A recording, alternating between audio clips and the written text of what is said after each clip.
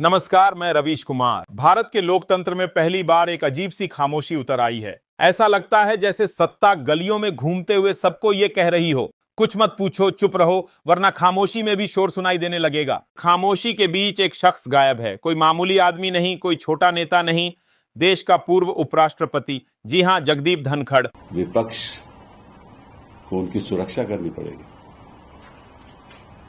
कहां है धनखड़ साहब? पद छोड़े हुए 15 दिन से ज्यादा हो गए, लेकिन उनकी कोई तस्वीर नहीं, कोई बयान नहीं, कोई ठिकाना नहीं।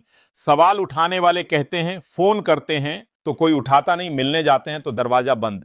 और जो सत्ता में है वो कहते हैं सब ठीक है, पूछना मत। अब जरा सोचिए, एक लोकतांत्रिक देश में, वो भी भारत जैसा विशाल लोकतंत्र, जहां प्रधानमंत्री से लेकर पार्षद तक सोशल मीडिया पर अपनी मौजूदगी दर्ज कराते हैं, वहां उपराष्ट्रपति अचानक गायब हो जाएं और सत्ता के गलियारों से कोई ठोस जवाब न आए, ये कितना सामान्य है। कपिल सिब्बल, जो खुद सिस्टम को भीतर से जानते हैं, वो गृह मंत्री से पूछ रहे हैं कहां हैं, और गृह मंत्री खामोश। ये सवाल सिर्फ धनखड़ के ठिकाने का नहीं है, ये सवाल इस देश के नागरिकों के हक का है, जानने का हक। आज अगर उपराष्ट्रपति के बारे में जानकारी दबा दी जाए तो कल किसी और के बारे में भी यही होगा। जब सत्ता सवालों से डरने लगे तो समझ लीजिए कि लोकतंत्र का तापमान गिरने लगा है।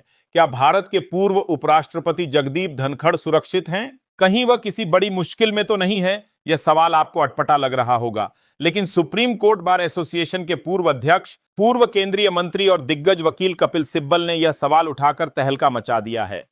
आपको पता ही होगा कि उपराष्ट्रपति के पद से अचानक इस्तीफा देने के बाद जगदीप धनखड़ का कुछ छतापता नहीं है। वह किसी भी सार्वजनिक कार्यक्रम में नहीं दिखे हैं। बहुत ज्यादा बोलने के लिए जाने जाने वाले जगदीप धनखड़ का एक शब्द राज्यसभा की कार्यवाही स्थगित करने के बाद सुनाई नहीं पड़ा है। 22 जुलाई को धनखड़ साहब ने अपना इस्तीफा दिया। आज 10 अगस्त हो गई है और उनके बारे में हमें मालूम ही नहीं कि वो कहां हैं। आपको याद दिला दें कि धनखड़ ने 21 जुलाई को राज्यसभा का अंतिम बार संचालन किया था। यह दिन मानसून सत्र का पहला दिन था और उसी दिन रात को खबर आई कि धनखड़ ने उपराष्ट्रपति के पद से इस्तीफा दे दिया है। उसी रात से जगदीप धनखड़ का अता पता नहीं चल रहा है। उनसे ना तो किसी की बात हो पा रही है और ना ही मुलाकात हो पा रही है और ना ही वह अपने घर से बाहर निकल पा रहे हैं। कपिल सिब्बल ने एक फिल्म से गायब पूर्व राष्ट्रपति की तुलना करके नरेंद्र मोदी की स्थिति पर चुटकी ले ली है। अब लापता लेडीज का तो मुझे पता था, कि लापता उपराष्ट्रपति पति का यह तो पहली बार सुना है। हमें मालूम ही नहीं कि वो कहां है।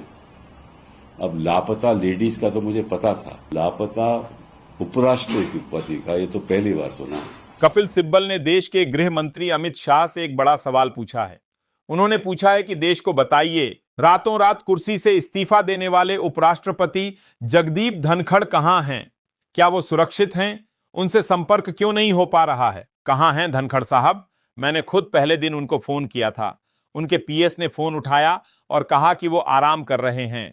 उसके बाद कोई फोन उठाता ही नहीं है। और मेरे कई राजनीति में राजनेता से मेरी बात हुई तो वो कहते हैं कि हम भी नहीं फोन मिला रहे।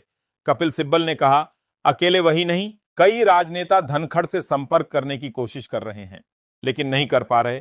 कपिल सिब्बल आगे कहते हैं कि अमित शाह जी को पता होना चाहिए, वो हमारे उपराष्ट्रपति थे, देश को चिंतित होना चाहिए। लेकिन धनखड़ की तलाश में कपिल सिब्बल जहां तक जाने की बात सोच रहे हैं, वो सरकार के लिए नई शर्मिंदगी खड़ी कर सकता है। क्या करें? हैबियस कॉर्पस फाइल करें? क्या करें?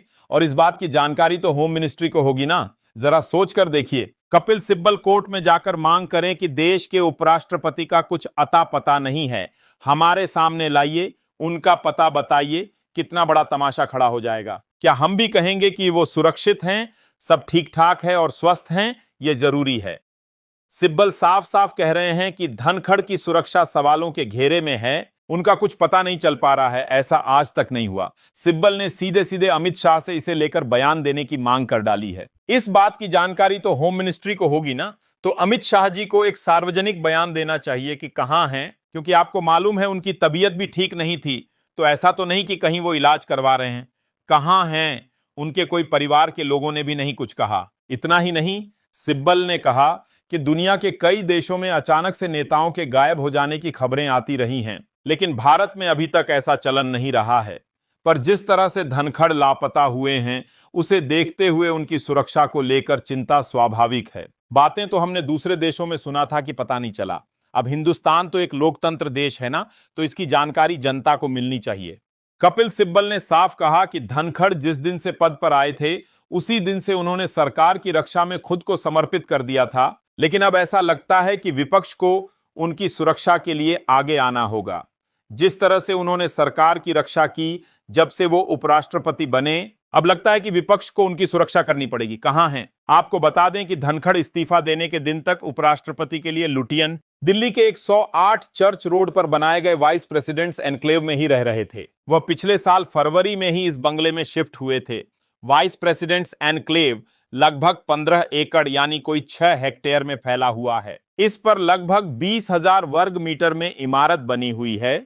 मतलब उसमें उपराष्ट्रपति का बंगला है, ऑफिस है, उपराष्ट्रपति का सचिवालय है, सम्मेलन कक्ष है, गेस्ट हाउस है, सिक्योरिटी रूम, किचन, खेल कक्ष, gym, swimming pool, staff quarter वगैरह बने हुए हैं। अब कपिल सिब्बल कह रहे हैं कि धनखड़ अपने आधिकारिक निवास पर नहीं है और वह कहां हैं इसका कुछ अता पता नहीं, क्योंकि वो जहां भी हैं उनके ऑफिशियल रेजिडेंस पर तो है नहीं, तो जहां भी हैं हम भी जाकर मिल लेंगे, क्योंकि जो उपराष्ट्रपति के नए चुनाव हैं वो तो थोड़ी देर बाद हैं। अभी सितंबर में होंगे, तो सितंबर से पहले हमारी मुलाकात हो जाए तो अच्छा रहेगा ना। कपिल सिब्बल ने कहा कि देश का उपराष्ट्रपति अपने आधिकारिक निवास से गायब हो गया है और ना सरकार को पता है, ना उनके रिश्तेदारों को पता है और ना ही उनके परिचितों को पता है। यह बेहद गंभीर मामला है।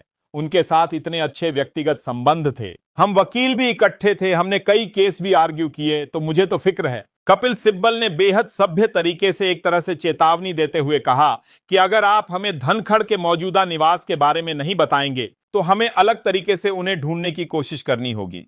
अब ऐसे मामले में मैं कहीं जाना भी नहीं चाहता, वो एफआईआर लिखवा दूं, किसी को बोलूं, यह भी नहीं अच्छा लगता, और उनकी तरफ से भी कोई सूचना नहीं है, यह भी अजीब बात है। आपको बता दें कि इस्तीफे के बाद रजत शर्मा के इंडिया टीवी ने खबर दी थी कि उनके दफ्तर को सील कर दिया गया है और धनखड़ अपना बोरिया बिस्तर समेट रहे हैं। लेकिन बाद में सरकार के स्पष्टीकरण के बाद रजत शर्मा के चैनल ने घोषणा की थी कि हमने फेक न्यूज फैलाया था और ऐसी कोई बात नहीं थी। कपिल सिब्बल ने इसे लेकर बार बार गृह मंत्री पर हमला बोला। मैं आग्रह करूंगा गृह मंत्री जी से कि आप इतना तो बता दीजिए, आपके पास तो इतने साधन हैं और बांग्लादेशी को आप ढूंढ ढूंढ के वापस भेजते हो, ये तो हमारे उपराष्ट्रपति जी हैं, इनका तो आपको मालूम होगा कि कहां हैं, तो प्लीज एक बयान दे दीजिए। देखिए, अभी तक तो दबे मुंह बात हो रही थी कि जगदीप धनखड़ का कुछ अता पता नहीं है कहां है, लेकिन कपिल सिब्बल ने इसे सरेआम कर दिया है, आधिकारिक कर दिया है, क्योंकि उन्होंने कई बार संपर्क करने का दावा कर डाला है। तो क्या नरेंद्र मोदी की सरकार बताएगी कि जगदीप धनखड़ कहां हैं? तो अब सवाल यह है कि क्या हम ऐसे ही देखते रहेंगे जैसे देख रहे हैं? क्या लोकतंत्र में उपराष्ट्रपति का इस्तीफा और फिर गायब हो जाना एक सामान्य सी बात है? अगर हां, तो फिर संविधान की किताब में पारदर्शिता, जवाबदेही और जन जानकारी का अधिकार लिखने की जरूरत ही क्या थी? और अगर नहीं, तो फिर हम सब क्यों चुप हैं? क्या सत्ता के डर ने हमारे होंठ सिल दिए हैं या फिर मीडिया के शोर में हमारी आवाज दब गई है? ये वही देश है जहां किसी क्रिकेटर के बाल कटवाने तक पर प्राइम टाइम डिबेट हो जाती है, लेकिन उपराष्ट्रपति का गायब होना लो प्रायोरिटी न्यूज बन गया है। क्या यह अजीब नहीं लगता? सत्ता पक्ष कहता है आराम कर रहे हैं, विपक्ष के कुछ नेता कहते हैं हमें भी नहीं पता, कि मीडिया कहता है भाई हमारे पास फुटेज नहीं है, और जनता कहती है चलो अगली खबर देखो।